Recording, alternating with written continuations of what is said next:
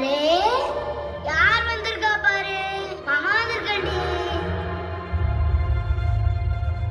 நீங்க அம்மான்னு கூப்பிடுறதுக்கு முன்னாடி மாமான்னு தான் ஃபர்ஸ்ட் கூப்பிடணும். அப்புறம் மாமா உங்களுக்கு டெய்லியும் கதை சொல்லி தூங்க வைக்கிறேன். உங்களுக்கு என்ன வேணுனாலும் இந்த மாமா கிட்ட கேளுங்க. சாக்லேட் வாங்கி தரவா, பொம்மை வாங்கி தரவா, உங்களுக்கு என்னடா வேணும் சொல்லுங்களா? நம்ம எல்லாம் தீபாவளி பொங்கலுக்கு ஒரே மாதிரி ட்ரெஸ் போட்டுக்கலாம்.